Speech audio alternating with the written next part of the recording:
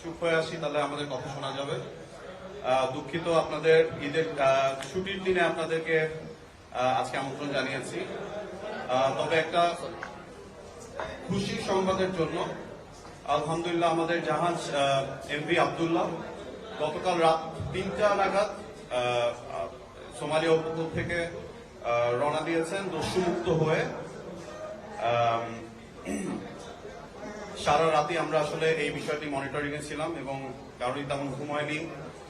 আপনাদেরকে ধন্যবাদ, আপনারা অন টাইম এসেছেন এবং আপনাদেরকে আজকে জাস্ট আমরা ব্রিফিং গুলো করি। এতদিন আমরা জনসমক্ষে আসতে পারিনি যেহেতু এই বিষয়টি খুবই সেন্সিটিভ, কৌশলগত অনেক বিষয় ছিল। আমরা সরাসরি আপনাদেরকে আসলে কোন রকম আপডেট দিতে পারিনি। তো আমরা চেষ্টা করবো আজকে আমরা পুরো জিনিসটাকে গুছিয়ে দিতে। রমজান মাসটা শুরু হয়েছিল আসলে এই দুঃসংবাদটা দিয়ে যে জলদস্যুরা আমাদের জাহাজকে আবার আক্রমণ করেছে। 14 বছর আগে একটা সিমিলার ঘটনা ঘটেছিল এবং দুর্ভাগ্যজনকভাবে আজকে 14 বছর পরে সেই ধরনের আবার একটি ঘটনা ঘটলো। তো ঠিক 31 দিন পর আলহামদুলিল্লাহ আমরা জাহাজটি ছাড়াতে সক্ষম হয়েছি। নববর্ষ আসলো আর আমাদের নাবিকগণ আজকে মুক্ত হলো, আমরা আল্লাহর কাছে শুকরিয়া জ্ঞাপন করছি।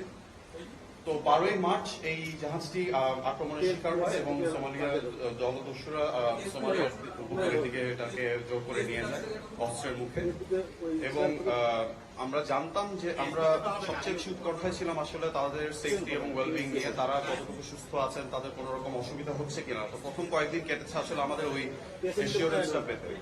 তো একটা পর্যায়ে আমরা জানতে পারলাম যে আসলে সোমালিয়ান জলদস্যুরা অথবা মুসলমান কোম্পানি বলে বা বাঙালি কোম্পানিদের সাথে সাধারণত খুব একটা ঝামেলা তারা করে না।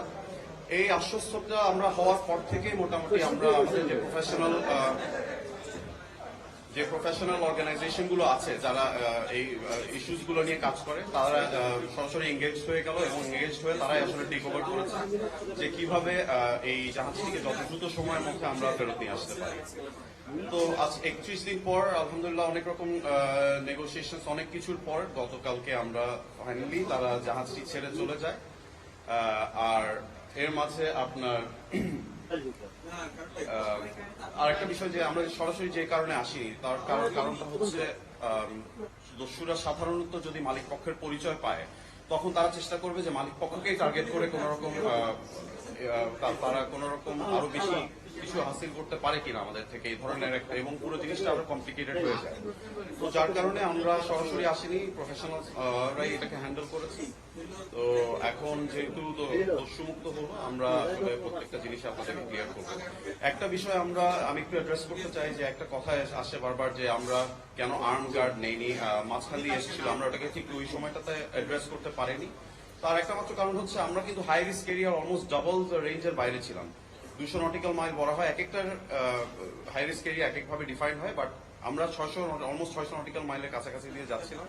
সেই জায়গাতে আসলে গত 8-9 বছরে এই নর্মসটা অ্যাক্টিভেট হয়নি যেখানে আর্ম গার্ড নেওয়ার কোনো বিষয় আসতো।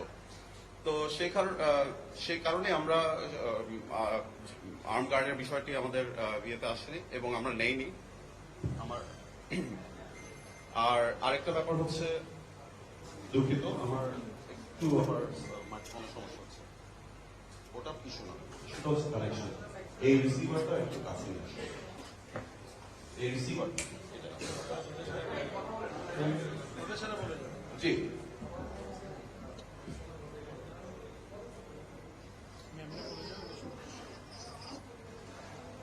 তো হ্যালো, আচ্ছা, তো